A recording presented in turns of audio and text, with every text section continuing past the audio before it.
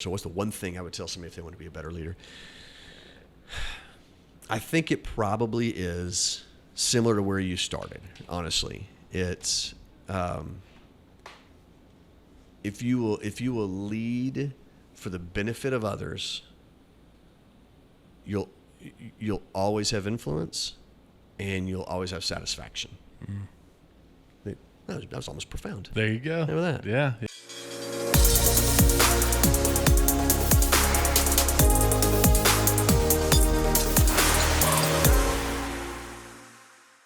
Hey guys, welcome back to another episode of Brewed with Hustle. I'm your host, Jake Keys. I'm here with my guest today, Mr. Jay Sampson. Casey, back there behind the scenes. Hey, what's Casey, going on, how are guys? you? Doing good, man. What you drinking on today, man? Well, I've got some Light Horse IPA today. Oh, there you go. There you go. I saw Casey. I was in here. When was I here? Yesterday or day before? Day before yesterday. Casey was drinking some more of the bad stuff.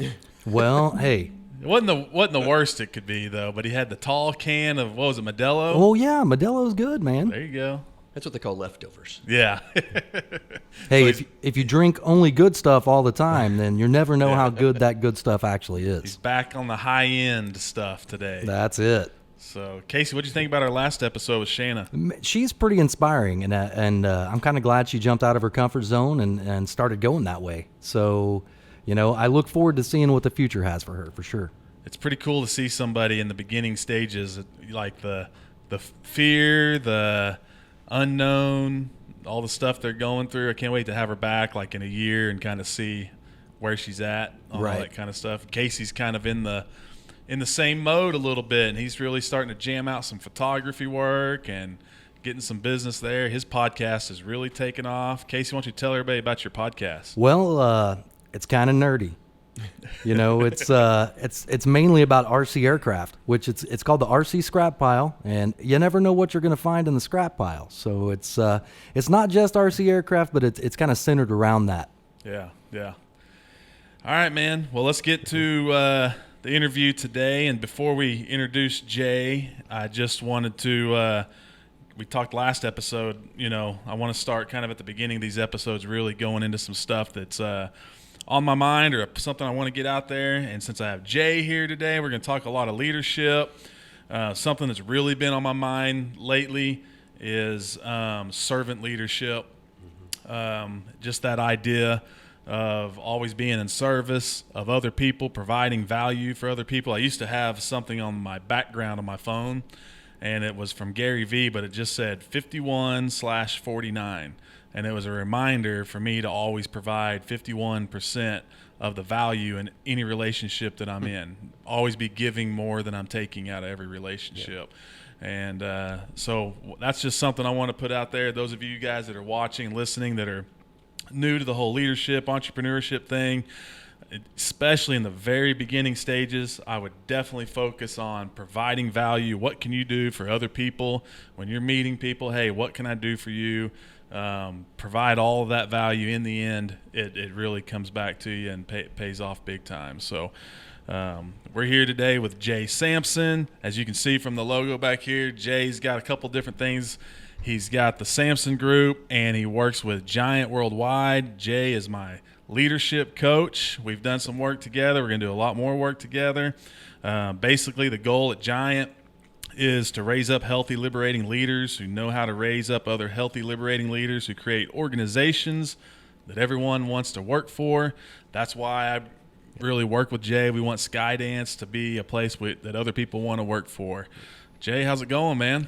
Good. Good? It's good to be here. This place is nice. Pretty neat, You tricked it out well. Yeah. I was wondering when we get to pop the cans. So Yeah, that's it. So you're going to go ahead and do yours. That's all right. Jay's got, we got you Light Horse I got over the light there? horse as well. You've been talking all about it, and I haven't had one yet. So I Okay. figured. And I'm drinking Fancy Dance. So we're both I had some on of the those at IPA. home, so I didn't need another one. So Yeah. We're both on the IPA kick today. I like it. And I'm surprised Jay hasn't had Light Horse yet. Well, I can't find it. It's so popular, right? It's always sold out where I go. Yeah, that's always the it's always good to be the So this is my first flight. I'm excited about it. there you go. It's always good to have something that you can't find anywhere. That's right. High demand. High demand. Yeah. Right, and the bar's set pretty high. After you talked about Shayna, I'm a little nervous that I have to follow her. So Oh, yeah. maybe we can put mine back a little bit. Once we finish it and put it in the can, be like, all right, yeah, this will be one we roll out on. Give like it a few weeks. Yeah, during reruns or something you like go. that. That'll be good. All right, Sweet, Jay, sweet. tell us your story, man. Let's get into kind of how you got into this whole leadership thing, coaching, and helping other people. Yeah, absolutely. And I appreciate you having the segue for, servant leadership, because that's really my heart. It's really kind of where Giant was birthed. It really was from a good friend of mine named Jeremy Kubicek started the company. Yeah. We went to college together. We've known each other since freshman year of college, and he was always kind of in that leadership space. I was in business space. I kind of went several different directions. I did higher ed for a while. I did insurance for a while. I was at a boys home for a while. Todd Vinson was one of your guests. I was at his boys ranch for a while. So very the trajectory of my work really made a lot of sense. Yeah. Just one after, no, it really didn't. Which is kind of the story of my life, right? It's kind of like the next. Nothing never does. Whatever's next is kind of what we do. And honestly, I was leading a group of people. I was pastoring a little church actually about 4 years ago. Okay. So I'd been there for nearly 5 years. And here's the thing. I'd been there for 5 years, and I had created this culture that I was really comfortable with, right? It was, me, it was, we enjoyed getting together, had a good time. We weren't too excited about like time constraints, like when do we start, when do we end? We weren't really ambitious. What are we after? What are we going to do? And that was frustrating for some people. It was a little bit frustrating for me because I was leading on my own, and I knew that we weren't doing. I wasn't doing great in leadership. I had people who liked me, but we weren't really accomplishing things. So I actually came to Jeremy as a client to begin with, and so I started into their individual leadership development program, and it just made such a huge difference for me early on in the way that I led people. Then that started the conversation about, man, if I could do this for other people, that'd be awesome. Yeah. If they'd pay me for it, it'd be even better. So we started having that, started taking on a few part-time clients, and then about 3 years ago, just switched over, started doing it full-time, and I think what clicked for me. So Jeremy started the company, this iteration of Giant, with a guy named Steve Cockrum. And what they brought to the table, Steve came from a team building, discipleship type of background. Jeremy's business acumen. And what they discovered in Jeremy's leadership stops along the way, they had done like the big venue inspirational leadership stuff really well. Yeah. So the Chick-fil-A Leader Cast, right? That was their product. And one they hosted out in Atlanta as well. And it was great, and they were working with these companies, and they were sending them, at the time, CDs. Nobody does that anymore, but they were sending them books to read, things to listen to, and what they were discovering was nobody had time to do that. Some of the really ambitious people do. Some of who like really get leadership, know they want to do it, they're all in it, they're like leadership junkies, but that's not most people. And what they were finding was the big events provided inspiration, but they didn't provide transformation, and that's really what we're after. Is we want to transform leadership, because what we see when you look around the landscape is we are multiplying leadership in every company and every organization. We're just not multiplying good leadership. And so our goal was we want to get leaders healthy. So I want to get a Jake Keys healthy to where he knows himself well. He knows what it's like to be across the table from him. He knows how to get the best out of everybody on his team, and then teach him to multiply that. Right? So if we can multiply healthy leadership, now we can transform an entire culture of an organization. That's where everybody wants to work. And that's what really attracted me to it. It's kind of where I came from. And so your time as a pastor, is that something from your family, like in the past? Was anybody in your family a pastor? What led you into that? No, it was crazy. No, it wasn't crazy. I mean, it was always something I gravitated towards a little bit. The church was very much a big part of my upbringing, but nobody had been. I had an uncle who was a pastor, but that didn't. I don't think knowing somebody who was a pastor made it attractive. I think it might. If I'd have known more, I might have been like, nah, I don't want to do that. I went to Oklahoma Baptist University. I had worked with just some different like youth groups, college groups coming up, and I was actually on staff at a church working with some college students and single folks, stuff like that. Anyway, this little church in Shawnee just reached out, and we started talking to them, and it wasn't really ever a plan. But it was fun. It's fun at the time we did it. My wife asked me the other day if I ever missed it. I was like, yeah. Every once in a while, I miss preaching, but I think that's probably just like I like to tell people what to do. I didn't miss pastoring. It was tough. It's hard work. I got guys that I'm still connected with. It's the decisions, especially right now, the decisions they're making for their congregations are on a micro scale what like the governor's making for the state. They got to decide, are we going to open? How are we going to open? What's our policy? And that's just tough to ask this guy who's not trained to do it. And anyway. So I got a tough question for you then. Oh, okay. Should I take a drink first? Yeah, you very. All right. So I don't think that faith or Christianity or whatever is necessarily a requirement to be a great leader, but I do feel like believing in something of a higher power and having something like that kind of it's like a base for you or an anchor, right? Really seems, for me, it's helped a lot with being a better leader. Mainly because I'm surrendering to something, Yeah, well, I mean, the whole idea of, like you talked about, the whole idea of 5149. Yeah. Even if it's that, I think, if you have a base of I want to serve people, it doesn't have to come from a faith perspective. Now, you hope that people coming from a faith perspective have that. Not always the case. But yeah, I think having the idea of I want to serve people, and honestly, I think I say this, but I think it's okay to say it this way.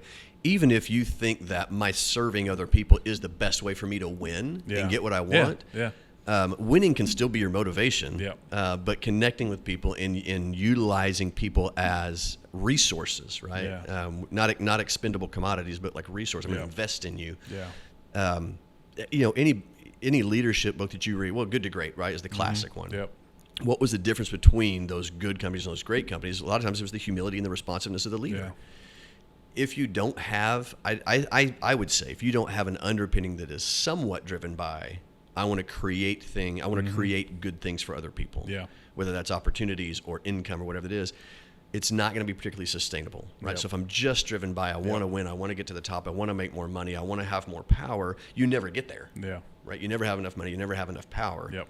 But if you're serving other people and you get to see, if you get like legitimate joy out of seeing somebody else grow, you can do that over and over again. Right. So like a mutual benefit mindset type. And I find that people respond to it, even if they're not, even if they don't know that that's what they need. When how many times have you tried to work a business deal with somebody, or like you've sold and you've been a salesperson, right? So like how many times does somebody, like I've noticed if I really do something for somebody that's like I'm really providing a lot of value, sometimes I almost have to pull that back a little bit because people are suspicious. Absolutely. And it's like, well, what are you getting out of it? Right. And so sometimes they feel more comfortable just knowing, okay, well, the end game is I'm going to get a lot. Yeah. I think if I serve you, you're going to want to work with me. And it's funny. Yeah. I mean, you're exactly right. Especially like during this time, right? So the, kind of shut down uneasiness type stuff.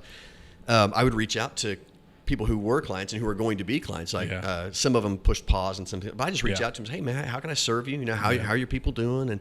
And it was odd. Some of them responded really well. Others were kind of like, hey, we'll get back to that because they feel like I'm trying to sell them still. And I mean, because I think that is the nature of business as we've known it. Is there's somebody's always trying to get something from you. It's the same reason I told you the people on LinkedIn that I will accept their thing. Some of them I know you're just trying to connect with me so you can get some of my contacts. We're not going to do that. So that's definitely there. And so I think a big part of leadership is, I think we may have even gone through this tool together as we were working, is building influence with people. I don't want to have just transactions with people. I want to have influence with them. If I have influence, it's because I want to get to the point where when you think about, I need somebody to work with my team, oh, well, he's my leadership guy. I don't want to have to sell every time I go back. The same thing as you're going into any of your places that you're selling the beer. You want them to call you. Oh, well, Skydance sells, and we like Jake, man. And I've heard him. I've talked to some of those guys. They carry a certain one. Man, I just really don't like that guy, but it sells. You want that relationship, and you want influence, and I think that's really where you find true. I think true leadership and the true ability to raise people up is when you have influence with them, when they trust you. Okay, so let's give a little value to the listeners. All right. Without selling, without giving away too much of the secret sauce. So one of the things, working with you, reading some of the books that Steve and Jeremy have written, that's probably like one of the things that sticks with me the most. That's just like really kind of a key to everything that Giant does is this idea of a Sherpa. right? So explain to the listeners what that's about. Like, what does it mean to become a Sherpa, and then why is that important for a leader? Yeah, and I think you're right. That's kind of the secret sauce. It's like this is what we're really after, and we would call it also. We want people to be liberating leaders, right? And the picture of the Sherpa was a perfect one for us, because if like when you talk to people who have climbed Everest, right? And they've got the picture and they've got their hands up in the air. Well, somebody's holding the camera, right? Yeah. And they didn't just go out there and climb Everest, right? They spent months and months of training and acclimating. And even when they get there, right? They pay these thousands of dollars and they get there, they go to their base camp where they have to stay and acclimate for a while. And that's where this tribe of Sherpa live, right? They're born at altitude. Yeah. So they're already acclimated to it. And so they're the ones who end up being the ones who go out in the morning and put out the ladders and put out the rope, right? So it's kind of that deal. Work. Yeah, they do all the work to help this person achieve this thing that makes them look like they're so great. But the person who really made it happen was this Sherpa. Yeah. And it was interesting because Jeremy was, as they were putting together the 100X Leader, right? That was the book where that was really brought out. As they were putting that together, he's interviewing these Sherpa. And it's interesting because he would ask them how many times they had summited. Right? How many times have you climbed Everest? And they legitimately not. But then you ask them how many people they've helped to summit, they will know that. Yeah. Right? So, and that's what leadership really is. If you have somebody at a certain level in your organization, wherever that is, they should be in a healthy spot, acclimated to that level of responsibility and decision making and raising up other leaders. The trick is then for them to learn how to multiply that. I tell my clients all the time, it's one thing to be a really good employee. It's an entirely different thing to be able to lead really good employees. And everybody gives up something. For you to invest in somebody to make them better, you have to have the mindset of, this person could take my job. Yeah. Right. And if you can get away from that insecurity or that self-preservation, you can raise up incredible people. Yeah. I use Alabama football, and I hate Alabama football. I use it as an example, right? So if liking this guy already, Casey. This is not. Yeah, Alabama, boo. I use him as an example only for this. When other teams want to coach, they often look at that staff. Why? Because they win. Now, I understand that working on Nick Saban's staff is probably not a liberating experience, and there's a reason that guys cycle through there. But for me, it's the same idea. If I'm building my company, I want to build a team of just rock stars with the whole idea that somebody may come pick them off. Yeah. But the good news is, if I know how to do it, if I know how to raise that person up, I can raise up the next one as well. Wow. It's not a lot of leadership stuff that I read, and I don't read a lot of it. They leave out the people part. Yep. Right. It's about hiring the right people, putting them in the right spot. And if they don't make it, you cut that one and you get the next one. Now, you just got an endless cycle of hiring and firing and drama and people trying to prove themselves. But if I have the self-confidence and the ability to rate, because I would tell you, leaders aren't born, right? I mean, you know that. Yeah. They're made, they're forged, and so you can forge the next one. Yeah. Anybody can lead well. Yeah. So for me, that's I don't know, it's inspiring. It's what's fun for me when I work with companies is teaching them to build a bench. Yeah. So I think one thing you just said there about how anybody can lead. So I'll be honest with you, before we worked together, like, I kind of always felt like that certain personalities were kind of needed in order to be a really good leader or a great leader. Right. But then through some of the exercises that we've gone through of like discovering like what type of leader we are, what kind of person we are, our personality differences, it's been really interesting in our group conversations that we've had with some of these other leaders that we've been in the group with, hearing how some people are completely different personality from me, and they're able to be great leaders. Yeah. And it's not because of our personalities, but understanding our personality and how it plays with other personalities. Absolutely. Well, and a lot of people think they're better leaders than they really are. Yeah. Right. Yeah. Just because they've accomplished a lot. Yeah. And I think that's probably what you're talking about is I think that there's a certain personality that is a leader. Yeah. And usually that's, in our language, it's that pioneering personality that doesn't take no for an answer, that doesn't stop, that drives and pushes, their team. Yeah. And from the outside looking in, they win, right? They built a good company, made a lot of money, whatever that is. But on the inside, working for them, it's horrible, right? Because you're a commodity, and it feels like that. But that's free market capitalism. Yeah, it's a very American idea, right? The drivers and the innovators win. when in reality, that's 7% of the population. Yeah. Right? It's more of the population as you Yeah. get further up the org chart, Yeah. but that's not most people. So how can that person raise up people different than themselves to Yeah. lead with a lot of strength? And how can I also learn that voice where I need to be more, that's for me, it's the fascinating and fun part Yeah. of working with leaders, is teaching them how to do it the way they're wired, Yeah. and also to know where their shortcomings are. Yeah, one thing I've really realized in the early stages of our brewery, in fact, I thought about it today in some meetings that we had earlier, just about, we're planning for the future and what we want our company to look like. And what I've realized is how much stuff, it's starting to get a little overwhelming when there's only a team of like a couple of us, right? Yeah, right. And we're having to do everything: the social media, the brewing, the sales, the planning with the architecture on the new building, Right. and all everything can become overwhelming. And I think a lot of entrepreneurs in those early stages don't think about being a liberating leader and the multiplying Right. portion of that, right? Absolutely. And so by the time they actually think of that, Right. it's too late. And it's not too late. It's never too late, but Right. it's like, then they're in this, they've got a bigger company, Right. and everybody's just a bunch of minions that Right. nobody's been raised up as a leader Yeah. or liberated. Right. And here you are, not trusting anybody to do anything. That's one of my biggest issues, is trusting other people in the organization to do the things like run social media, sell the beer, brew the beer. Yeah. These are areas that it's like hard for me to let go of. And so in these early stages, as we bring on employees and stuff, I really want to make sure that we're doing that to where a year from now, 6 months from now, Right. we have people doing those things that I can trust, because I know they have that ability, and I'm liberating them to that point. So what do you see with the businesses that you've worked with, organizations that maybe even just kind of watched from a distance? Mm-hmm. What are some things that are causing those issues with those leaders? Like, why do we get to that point to where it's just we can't trust people enough to let them be up there with us? Right. Well, I think what you said is exactly right. Apprenticeship is never urgent unless you make it that way, right? So that's why you find yourself, I've built the company. I wasn't thinking apprenticeship.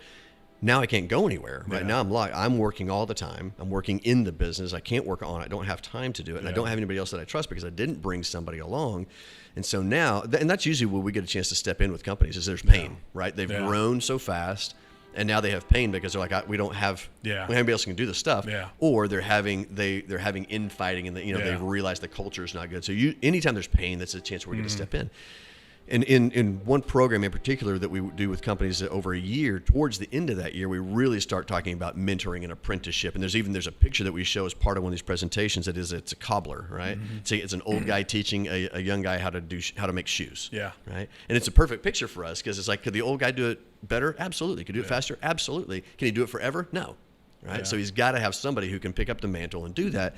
And unless we're focusing on that from the beginning, and to be honest, as you're starting out, you probably have more time to do it than you realize. Yeah. A lot of it's informal apprenticeship. Yeah. So as you're going on a sales run, you grab somebody that you think has maybe an aptitude to be able to do this one. Hey, just ride with me, right? Don't say anything, right? Just watch what I do. Ride with me. We'll go do the deal. And then on the way back, I want you to ask me questions about what happened in that meeting. Ask me why I did certain things. Because that's the thing. Every leader has this gold in them. That if it doesn't get mined, it dies with them, and nobody else knows how to do it. So you have some things that innately you know how to do when you go into a liquor store to sell, right? You have some things innately that you know how to do as you're brewing, and you don't even think about it anymore. Right? So you wouldn't walk somebody through the process unless you were intentionally saying, I need this guy to know exactly what I'm doing, so that, or gal, so that one day I can turn it over to them with some trust. I think that's how they get there is... I was just with a team earlier this week. Really, for me, really exciting conversation, because I was with what was basically the second level of leadership, a young group, but really, I think even the C-suite had realized this is a good group, right? This is kind of who we want to be. Yeah. And we were having the discussion about, okay, so at the time I called them the JV, right? Yeah. But who's the next one behind you guys? Because they were feeling the strain of having a lot of responsibility. Yeah. Well, unless you can give somebody some of your responsibility, you're going to stay in that same spot. So we started really talking about who's in the organization already that you think might have the aptitude to do that. What's the gap between where they are and where they need to be? How do they need to grow? So those are fun conversations. And I think that's how you get there is you're so focused on working that you don't think you have time to apprentice when you really probably have a lot more. You just don't have the mindset of it. I have a friend who owns a business, and it's a very physically taxing business. And I don't know, he's in his 50s now, and he's at a point where some of the work that he has to do on a regular basis is pretty difficult for him physically. He's had some ailments, and but he's just never scaled the business. And every time we've talked about him wanting to bring somebody on, it's just he never can hand it over. He doesn't want to let go of stuff because he owns it so much, you know. And the point I made to him over the weekend when we were talking about it was, you know, who's going to climb up on that roof when you're 65? That's right. You know, do you want to die on a roof? Can you stop working? Yeah. You know, do you want, is there yeah, I mean, what happens if you can't do it anymore? Stop working. What if you want to stop working? Yeah, exactly. What if you want to do something different? Yeah, I think I think the question to ask is, well, what if you don't? Yeah. Right? Because people say, well, I can't bring somebody along. I don't have somebody to apprentice. Well, what's your other alternative then? Yeah. Right. And he'll say that a lot. Yeah. He'll say it himself. Yeah. He'll say, this can't just be like this forever. And then when we start going, okay, well, let's find you somebody that can do this or take that job on. He'll just be like, well, but I'm doing pretty good right now. It's like, well, which is it? Fine, which is it? You know, which way is it going to be? So it's the runway. The runway to get somebody to apprentice is long, right? And I think that's the thing. And it's frustrating. It's slow too. I mean, just like the cobbler, right? It takes time to apprentice somebody. It's that idea of you got to slow down in order to speed up. If you can replicate yourself, though, how much more could you do? Yeah. Or how much better standard of living could you have for yourself? Yeah. Could you take time off? Could you do other things that you wanted to if you knew there was somebody else that you totally trusted that could do at least part of the work? So I think those are the questions you ask. What happens if you don't? I think in our work together, a big thing I've learned is some people think like counseling, like getting counseling is like a bad thing. People are too proud to get counseling or whatever. I don't need any help. Yeah. And I see that with like the work that you've done with me, where I saw where previous to that, I mean, I've been in some sort of, upper echelon leadership role for a long time. Right. I've led big businesses, and like I really have always thought of myself as a really good leader, and so the idea of working with somebody on my leadership skills was always kind of, I don't know, intimidating or whatever. But like immediately from right off the bat, I started really realizing like this is not much different than what I'm listening to podcasts every day. Right. Like I'm listening to podcasts every day for a reason. Why am I listening to them? I'm trying to pick up information that can help me be a better leader. So why wouldn't I want to work with somebody on that, that aspect, And so self-awareness became a big thing of like realizing that I don't have it all figured out. I'm not Jesus, you know? like I'm not perfect. Like act like we have all the answers, though, right? Yeah. Some of us are better at that. Is that something that you see a lot from leaders, like a reluctancy to have somebody help them with that? Yeah, I think that's why I say it's only pain that brings them to the table, right? It's when you realize that you were wrong, right? You realize I don't have it all figured out. There are some who I think are proactive enough to realize that this is beneficial, or they hear from somebody else that was beneficial for them or whatever. Somebody that they respect recommends it. Those are all things that flip the trigger. But I think the biggest one is pain. They make a mistake, or they just realize I can't grow beyond what I have. I've gotten bad reviews. I mean, those are great incentives. Right? You get working with a professor that had gotten some challenging feedback from his students, right? Didn't know why, right? What was really cool was when we processed this, we were processing with a group of people, and I'm like, okay, well, where do you think that came from? Why do they think you're such a difficult, professor or whatever? And the first response is, well, I just think they don't understand. No, it's not them. It's what did you bring to the table? And legitimately couldn't come up with it until one of the other people in the group said, hey, I think it's this. Spot on, nurture, right? So spot on. And he was like, oh, okay, yeah, I could see that, right? And then somebody else spoke up and said, hey, you know, I wanted to take your class is because, you know, you did this. You came through the cafeteria and we connected about baseball. Mm-hmm. It didn't have anything to do with what he does in the classroom, but because he connected with them at a different level. Yeah. And that was the whole aha for him. How can you connect with your students on a personal level before you get into the point where you're driving them? Because they're going to respond a lot better to your driving if they feel like you're on their side, if you feel like they're for them. So those are, I think, usually it's pain, right? Yeah. Usually it's pain that brings them to the table. Or maybe just some wisdom, you know, where we see a ton of, I think, light bulbs go on early in the process when we're working with leaders is in their closest relationships. So family, a lot of times you realize, oh, okay, this makes. Yeah, we've had a lot of those conversations about our family at home and how that's even played roles and how I do things in the business and stuff. You know, absolutely. I think like an eye-opening thing for me was all my previous leadership roles have been for other companies. Okay. And now my leadership role is in my own company. Right. And so there's like this urgency now that this company has to work. Like this has to work out, right? Yeah, I mean, your name's on it. Yeah, yeah. So it has to work out. And so it's time to get rid of any stubbornness or, you know, if I'm not self-aware enough to realize that I need to be a better leader, whatever, like somehow I've got to open up myself to accept some growth in those areas. What have you seen in companies, maybe from a distance or whatever? What has bad leadership done to companies? I mean, I've been a part of it, right? I mean, I wouldn't even, and I would even tell you that I've also been that bad leader, right? So in my estimation there, you know, at the church was, I was leading in a way that made sense to me, but I had created a culture that was frustrating for, you know, a good number of people because again, it was starting on time, ending on time, having a working towards a goal. You know, it was the challenge piece of the sport. And challenge it's having matrix. A bigger effect than just on the business. It's having absolutely. an effect on these other people. Absolutely, yeah. I mean, and we had created an environment where hard conversations were avoided, right, for the most part. Unless it got really bad, then we would have them. And so, in bringing challenge to somebody was really difficult. And I think there are times in certain context, so whether it's a faith context or I think maybe even in education to some extent, that a challenging voice, a critiquing voice is downgraded, right? Because you're supposed to be nice and you're supposed to be for each other and you're supposed to, you know. So I had created that, and now I've been in other organizations where it was so much challenge, right? It was because that's what worked for that leader. So what would that leader want? They would want somebody to tell them, hey, you're screwing up and you're not meeting you're not meeting what I'm expecting.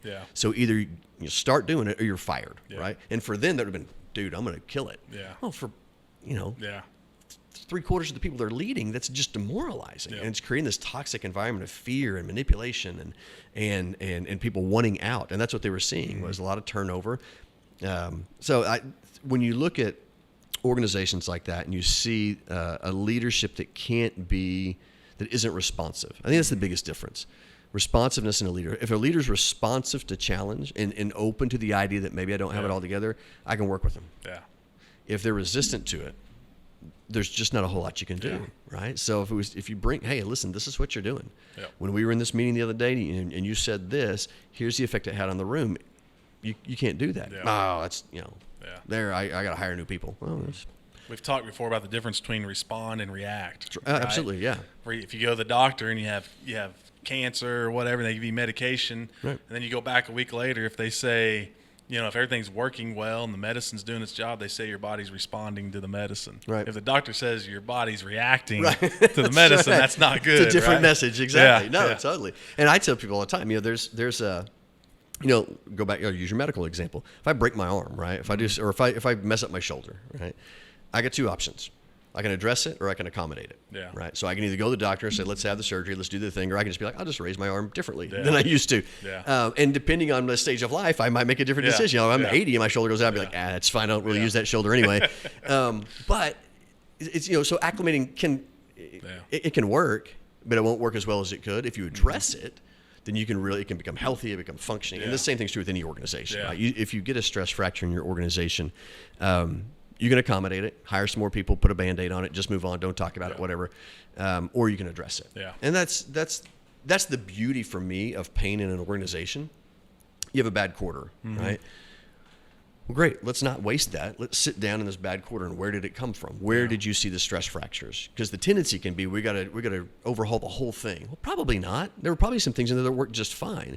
There were one or two things where maybe you had a bottleneck of responsibilities. Maybe you were selling bad jobs, whatever.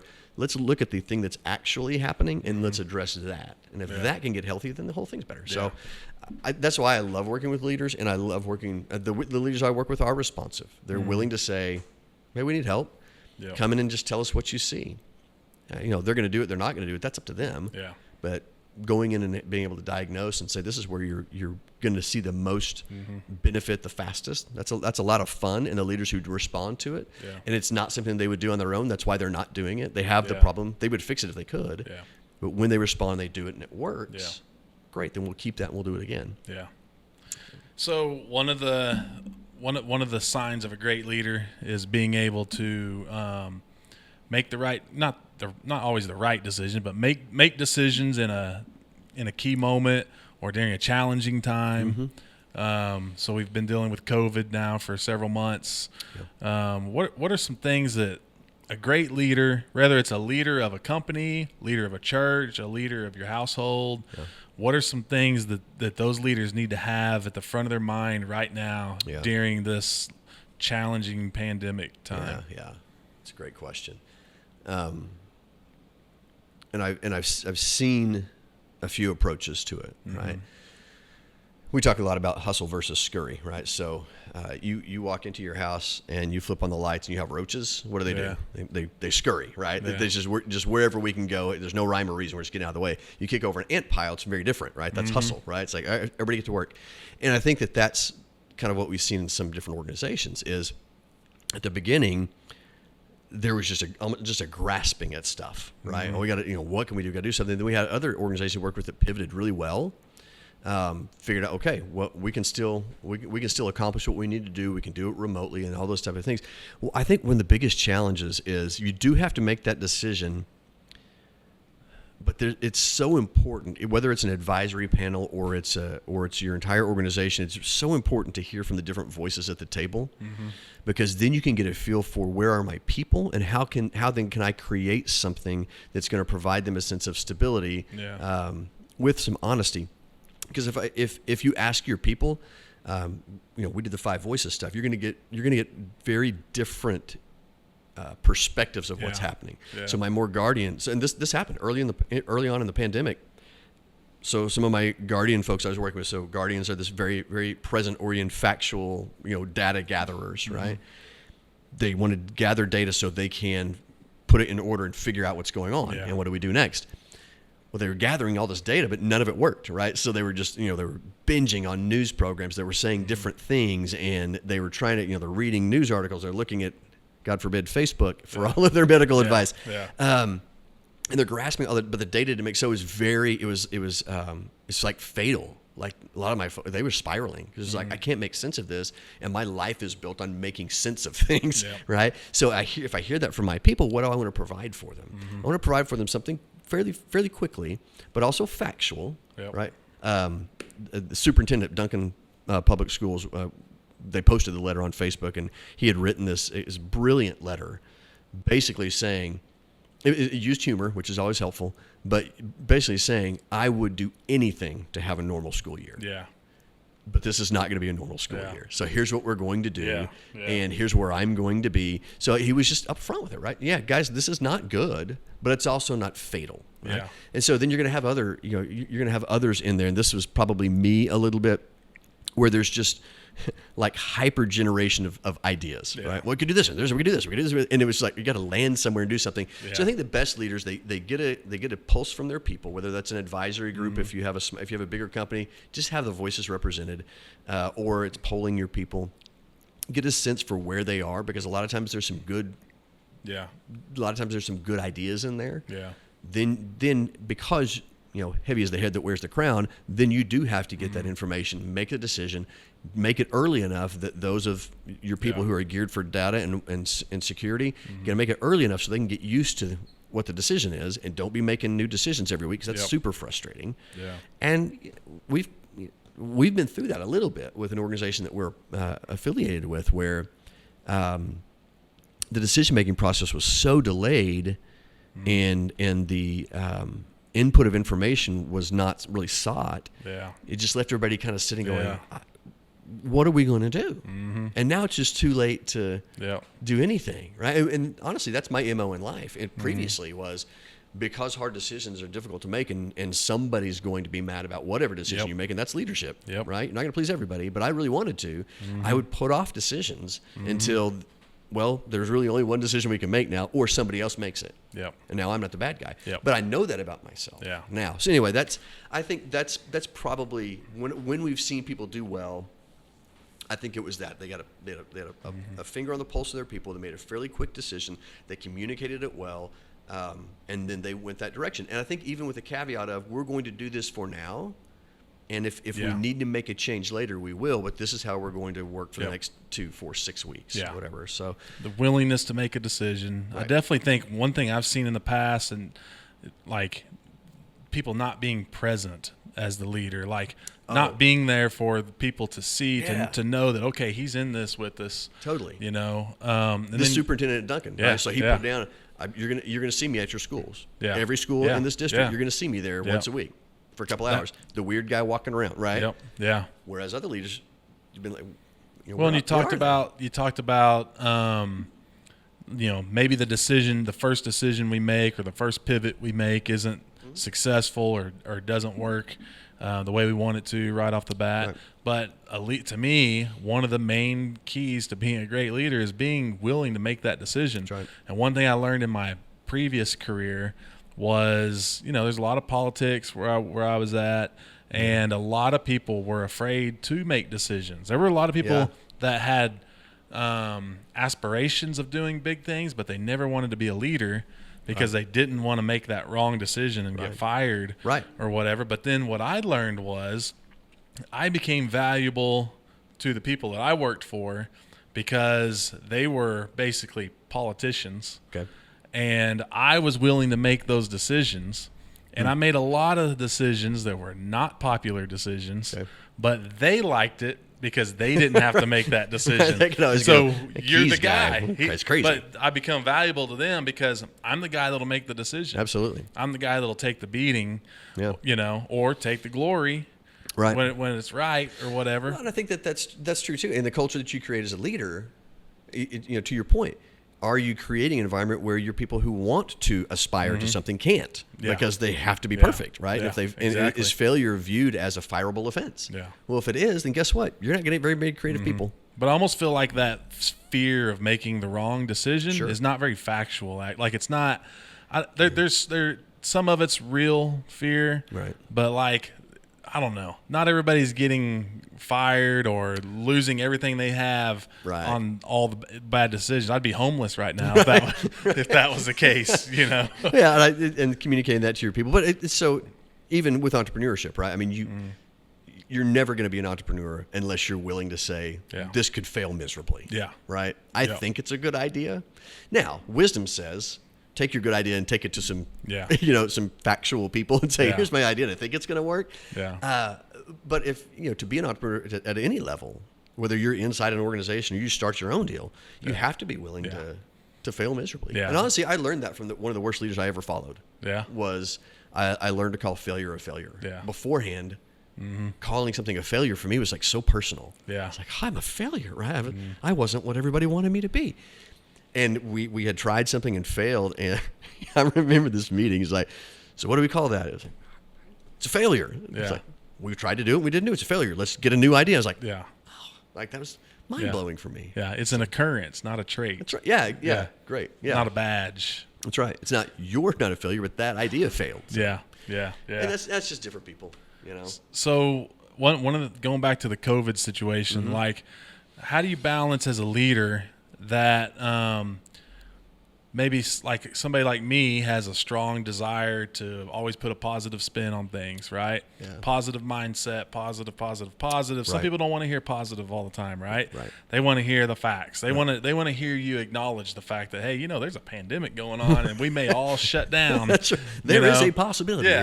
How do you balance that while still there's a certain politician right now who's on TV every day who goes really overboard on the positivity. Right. To Greatest the point, thing ever. To the, Greatest thing ever. Yeah, yeah. It's huge. Great. And a lot of people hate that. Right. And that one aspect of him, I get it. Like, Right. I understand what he's doing. Like, I mean, we are in unprecedented times. Right. And if everything you hear and see is negative, Right. then we're all going to be running around like, So we have Dr. aliens Fauci just for it, landed. right? So, like, Dr. Fauci, Polly Sunshine come out there. Well, we're not out of the woods yet. So how do you manage that blend of positive Trump and negative Fauci? Right. Well, I mean, I think that's the secret to knowing how to lead people. Yeah. Right. You don't lead just your people. You have to lead all people. Yeah. So my wife and I were talking early on. If he would just come out to one of the press conferences and say, "Guys, I get it, man. This is hard, and you guys are doing so good trying to do these things, and we're doing our best. Yeah. We've made some missteps based on we were making the best decision. If in one of those, but there's bright days ahead. Then I think probably more people will be like, oh, he's human. Yeah. He gets it. He knows that we're really out here. But Yeah. every time you come in with just, it's all really good. It's not Yeah. really good. I just lost my job. Yeah. So I think as you're a leader and you're balancing those things, I think there is that recognition of I'm leading people who are vastly different than I am. And yes, I get worn out by, again, the Faucis of the world, the people who appear negative. Yeah. What they really are is they're factual. Yeah. Because what he was saying Yep. was actually, as far as I could tell at the time at least, true. Yep. Here are where the facts are. Yep. Now, he also could have warmed up to here's what the facts are. Yeah. However, here's some things that we're doing, and we believe that this is Yeah. going to be the positive outcome of that. We're going to make it through. They need to hear that. So part of, I think the brilliance of the balance of leadership is knowing who you're leading, knowing that you have this demographic of people, and in this situation, it's 73% of the population Yeah. is looking at facts. Yeah. Tell me, I'm reading the papers. I'm reading the internet. Whether it's true or not, this is where I'm getting my data. Yeah. So for you to say that it's not that, I don't trust you. Yeah. Right? You're wanting me to make a happy conclusion based on data that doesn't Yeah. support that. I can't. Yeah.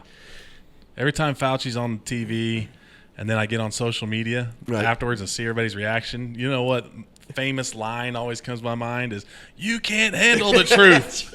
Colonel Jessup. Yeah, you can't handle the truth. That's it. And a lot of what's going on too is people don't know what to believe. You know, there's so much information out there that it's very hard to figure out what's true and what's not. Yeah. You know, so I think that's part of it too. Well, and the human condition being, and what we've seen play out a lot is you end up choosing to read, listen, watch the voice that you agree with already, right? So I'm going to listen to you because you're going to support the decision I already believe is right.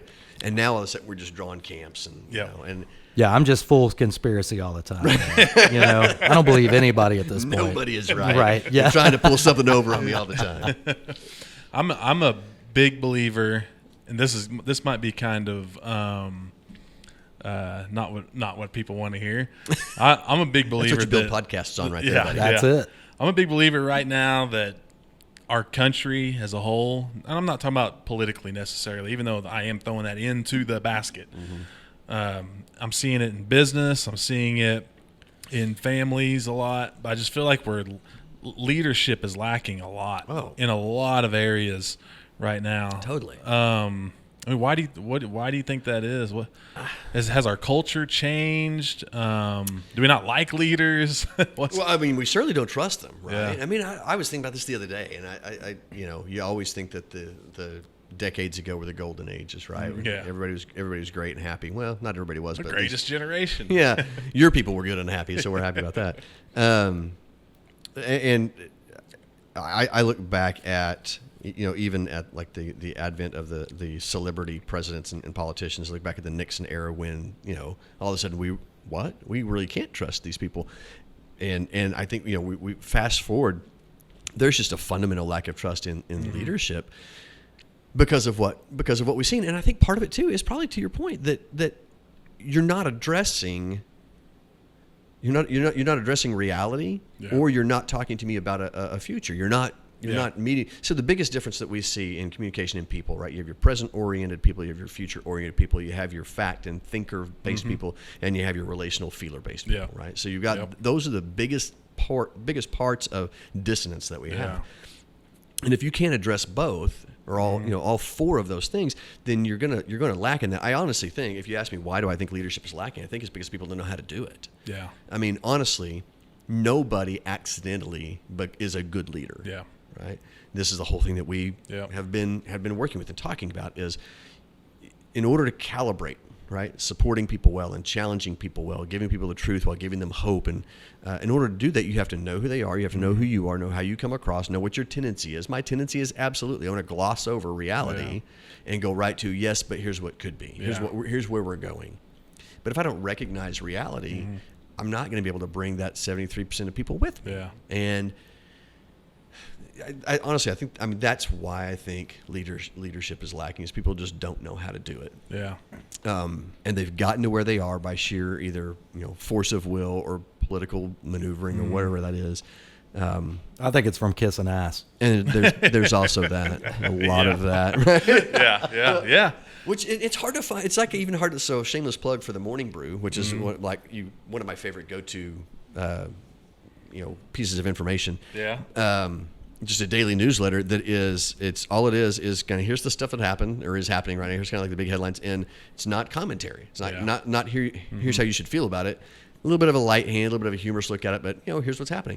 I love that because you can't find news sources that don't tell you how to think about it. Yeah. And somebody's always vilified. I'm trying to figure out when that happened. Like all this, next thing I know, there's no news.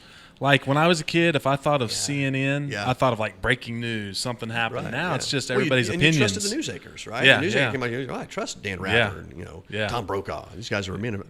And I oversimplifying this, but the Rush Limbaugh, Newt Gingrich era seemed to kind of politicize news cycles. And this is like social commentary. I don't know. Some professor at OU, you're an idiot. I am an idiot. You're right. Yeah. But that did seem to take on a lot more combative tone. I know it was combative before that, but maybe we just didn't know about it. And then the proliferation of cable news outlets and all this type of stuff. So everybody's needing to make money. So let me ask you this. So there's, it was only like a few years ago for me. I don't know, 8-9 years ago, that the idea of studying leadership was ever even like something that ever popped in my head, right? So like we're talking about how there's just not a lot of people that know how to lead. Right. And I think, again, it's just like something that we talked earlier, you're not really necessarily born with it. You learn it, you study it. Right. So when I look at leaders that we have right now, I'm looking at an election to me that right now, I mean, I feel like we're kind of screwed either way.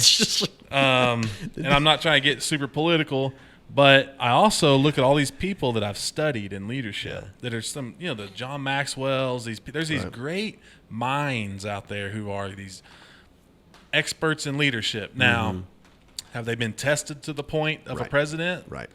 I don't know. But to me, there has to be better choices somewhere out there. So what is it that you think that makes those, like I said, the John Maxwell's or somebody when he was alive, like Zig Ziglar or, these people who are the minds that we've looked to for leadership training and development. What keeps people like that, these great leaders? There's great leaders right now, companies that people that everybody looks up to. What keeps them from wanting to be president?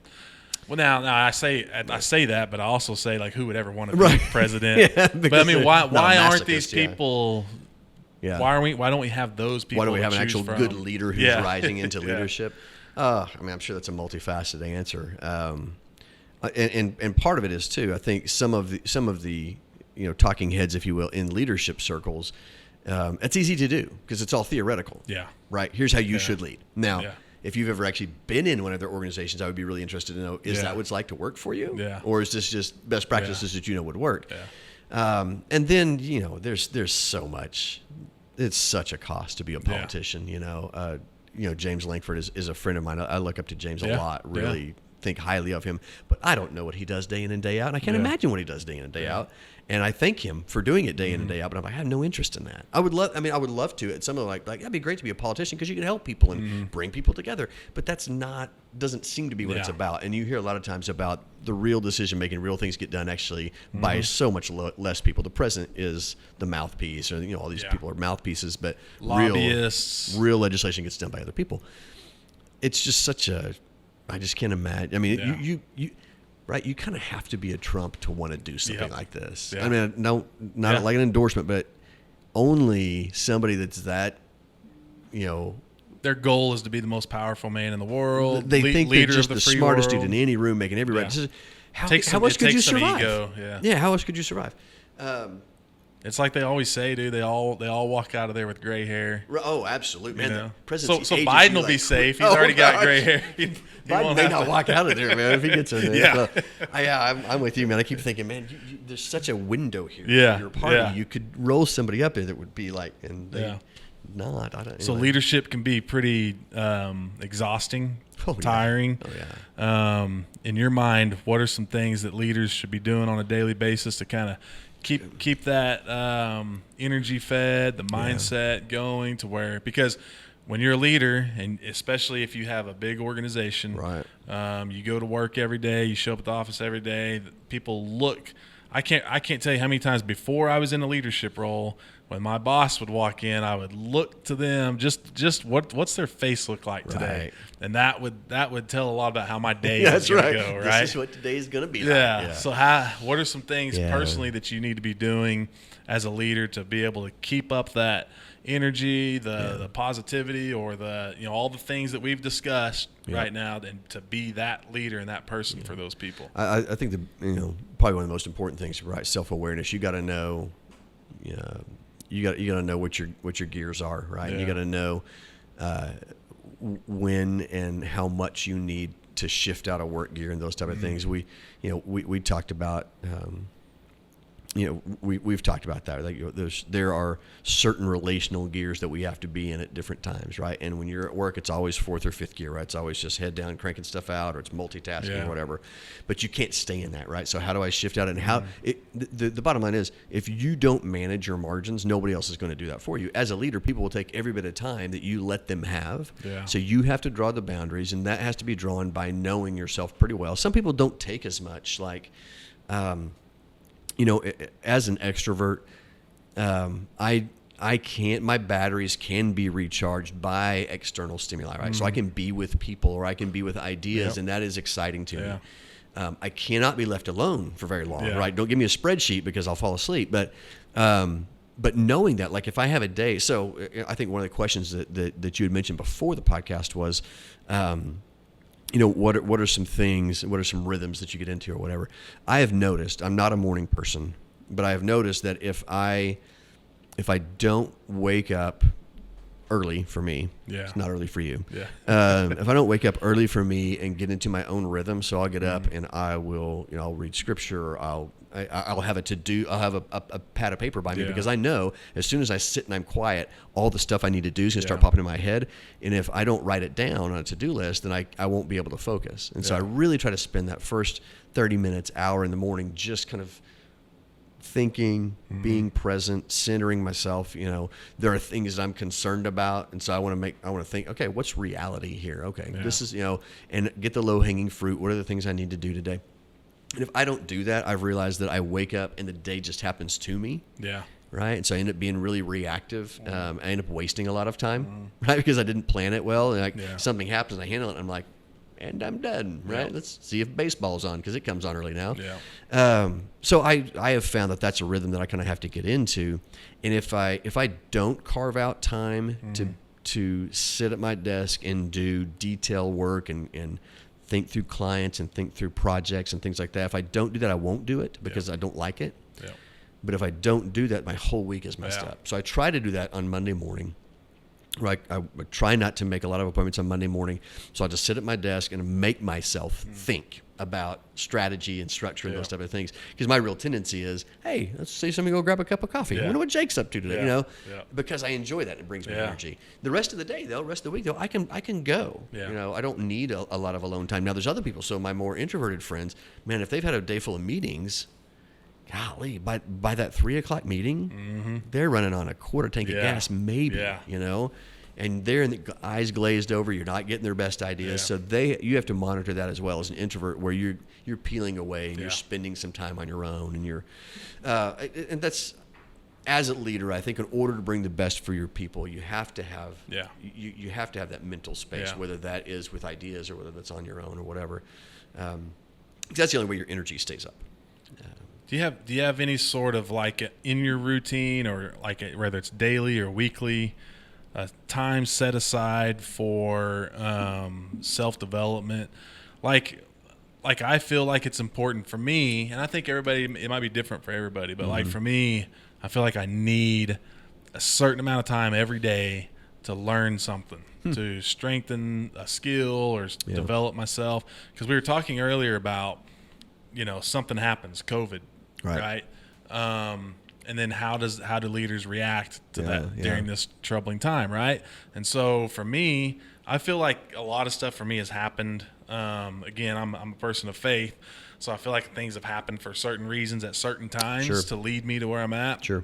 And so for a few months before COVID happened, I really got into the study of Stoicism. And I really picked up what I think to be some real key skills, some things I learned from that paid dividends big time when COVID hit, which to me was calmness. Yeah. Right? Like you said earlier, a lot of people are like just boom, boom, boom, boom. We got to do this. They're just throwing things left and right. Whereas to me, I tried to take and put this idea out to people around me of calmness. Yeah. Of like, well, hang on a second. Let's see what happens today.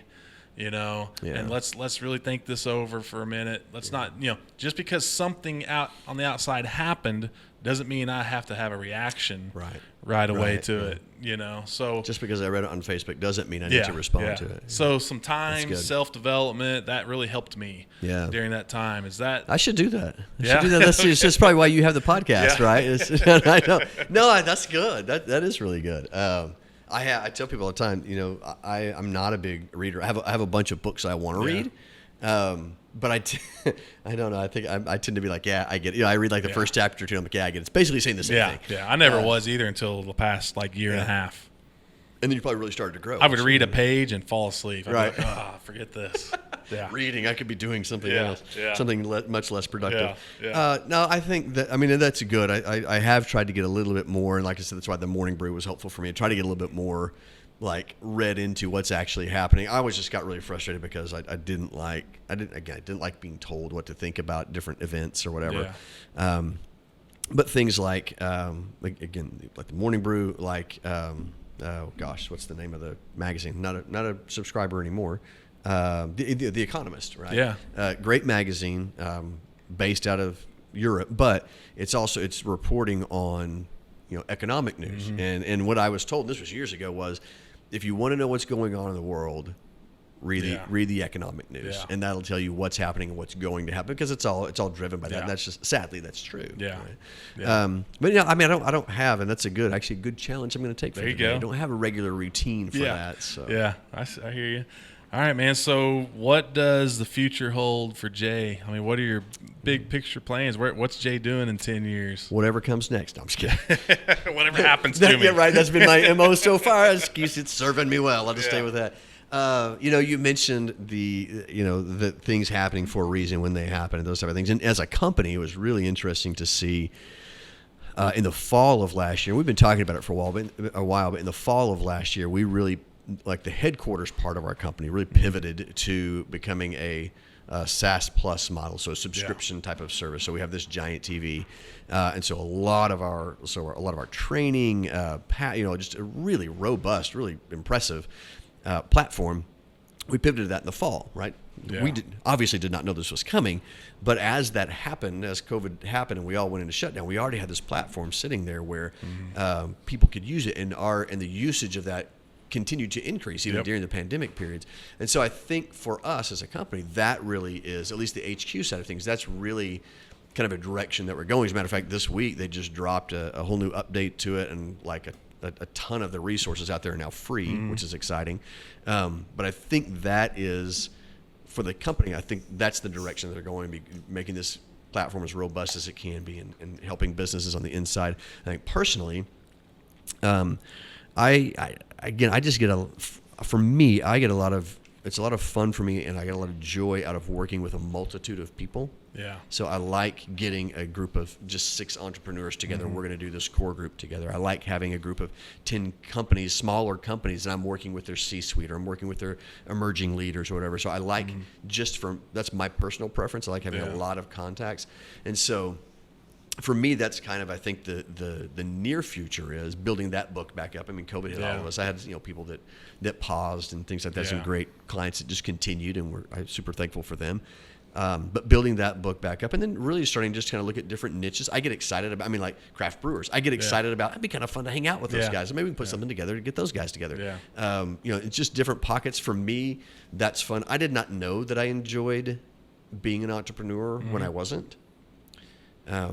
You would have to ask my wife how much she enjoys it, right? So she's, the more guardians, like, I'd like to know that the paycheck's coming in. I like to know if there's benefits. It's predictable. I'm not as excited about that. But in getting into this, and just the entrepreneurial part of it is fun, because you just think, sure, let's just build something, right, in the short term. So I think being here, investing here, I think that there's some opportunities in some different industries that may open up. And I just, as far as I know, I'll stick doing this for a little while. I'm sure there's something else in the future. I've not been one that's just been like, I want to do the same thing for the rest of my life. I'm sure there'll be something else. I really enjoy this. I want to build this into the Sampson Group is actually something that just kind of launched, really, because I was doing stuff with Giant. Now I'm pivoting to using Giant in my own consulting company. So doing that, I think, is fun. We just dropped off our second of 3 children at college.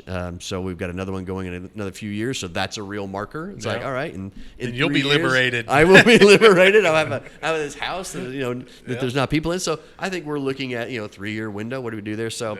I've never been really good at predicting what's next. I get excited about it. Cool.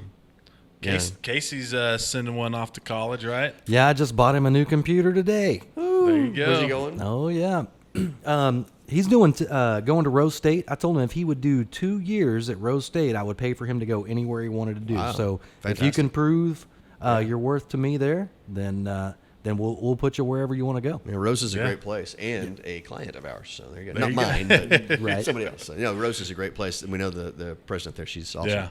So before we get to the last question, where can people, if somebody wants to dive more into the stuff we talked about today, they want to.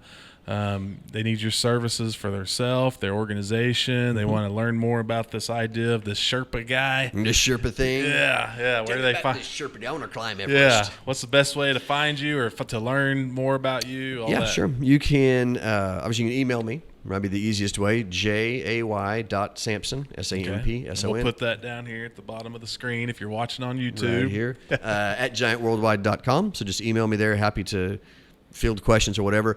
Probably if you're just interested in the leadership stuff and the things that we do it's a subscription model, I would go to giant.tv/Jay Sampson, JAYSAMPSON, and sign up there. There's a new product. It's called Ascend, but it is essentially, it's a free product, always free, and you get access to all the media that's on the site. It's in different pathways. It's really there's really not a reason not to, because it's free. But it would also give you a taste of kind of how we do things and why we do things that certain way. And then there might be, if I can help a team at all, I was happy to do that. If there are solo entrepreneurs out there who are thinking, man, I'd like to do kind of what Jake was talking about, that core group thing, we'll probably have another one of those coming up in another month or so. I would definitely recommend that to people. I mean, it's even just the camaraderie. Yeah, it was fun. Side of it, and then hearing other people that are, oh man, this guy's going through the same stuff that I was just going through. I thought I was being a wuss. Right, exactly. Yeah. Oh, you handled it that way. Yeah. Well, that was not bad. Well, and you have the other entrepreneurs who know what you're going through, can kind of speak into what you're doing. And then when you see somebody like a Bryce, man, he just straight up leaned into that stuff. And I was like, man, this is like he's making some serious headway. So that's a lot of fun. So if that's interesting to anybody, they can certainly reach out that way or get in contact with you, and you can put them in contact with me, however that works. So. Cool. Okay. Before the last question, I just want to acknowledge you for everything you've done, not just for me, but I think you're having a huge impact. I think Giant's having a huge impact on the lives of other people, leaders out there. Hearing Todd's story, is a good example of that. So I just want to acknowledge the work that you're doing there, Thanks, man. and I really Appreciate appreciate that. It's very gratifying. Last question I call the one thing. The one thing. So it's your last day on earth. You've got somebody who is really wanting to become a better leader. Maybe they just got some new CEO position or management position, Okay. or they just started their own company, or they're about to start their own company. Okay. And they're coming to you for one last piece of advice on how do I become a better leader. Wow. What's the one last thing you're leaving with them before you leave this earth? Okay. One thing. I'm going to give you two things. No, Okay. I'm going to give you two different one things. So if it's an entrepreneur who's coming to me, right? So entrepreneur's coming to me. How do I do it? I had a friend tell me as I was starting off into this venture on my own, right? Going to being self-employed, and I was nervous about it, right? Yeah. But he basically said, hey, if you were a stock, I'd invest. And you need to have the same mindset, right? I would buy stock in me, right? And that's different than just, believe in yourself and you can do it. No, I think it's believe in your ability to do it, buy stock in yourself, and go for it, right? Yeah. And it's going to be hard, right? It's going to be hard. I think plan for that, right? Yeah. For me, if it's like, plan to be an entrepreneur and then just go do it. Yeah. Right? Don't doubt yourself, go do it. Somebody can want to be a better leader. So what's the one thing I would tell somebody if they want to be a better leader? I think it probably is similar to where you started, honestly. It's if you will lead for the benefit of others, you'll always have influence and you'll always have satisfaction. That was almost profound. There you go. Remember that? Yeah. I always go back to this, something I've lived by for, I don't know, the past 15 years that I've been in some leadership roles. Zig Ziglar. Mm-hmm. You can have anything you want in life if you just help enough other people get what they want. That's right. And that really helped me to take a view on leadership of, I just call it other people. Yeah. Like it's all about other people instead of me. Yep. So I think that's why the Sherpa. Yeah. Really, I'm attracted to that idea. Yeah. So, Can you create an environment where the people across the table feel like you're for them? You're in their corner. Right? Yeah. And you can learn how to do that. Yep. 51-49. 51-49. Yeah, that's good. help enough other people and you get over it. Yeah. But it's true. Right? Yeah. And I think it's okay by being motivated by wanting stuff for yourself. Yeah. It's okay. I want to win and I want to be the best. Yeah. And in order to do that, I need to serve other people. Awesome. Serve them. Yeah. So, Yep. Well, cool, man. I appreciate you coming on. Absolutely. We'll have to have you back sometime. Yeah. I'll be back in a year and see if I'm still working. Yeah. Casey, learn anything? Well, it was at the beginning of this deal. He said, information, not transformation. Right. That really stuck out in my mind. And you need to see that transformation. It's not always just what information you can get, Yep. And then, man, there was lots of stuff there. I might have to rewind this myself and kind of go back over it because I got a lot of good information out of everything that we did today. Yeah. Just amazing. I love having these guests because it's like I get a little church myself every Wednesday. Every week. I guess. There you go. I appreciate you doing my logo, man. You made me look sharp back here. Yeah, like a real businessman right Real there. business happening over here. No, I just fake some stuff in Photoshop, man. It's not that fancy. Yeah. All right, man. We appreciate you coming on. Absolutely, man. Thanks for having me. Guys, thanks for checking back in on Brewed with Hustle. Look, we'd really appreciate it if you guys would subscribe either on Apple iTunes Apple Podcasts, Spotify, wherever it is that you like to catch podcasts. Subscribe to the YouTube channel. Hit that like button. Share it. Tell all your friends about us. We'll see you back here next time on Brewed with Hustle. Cheers.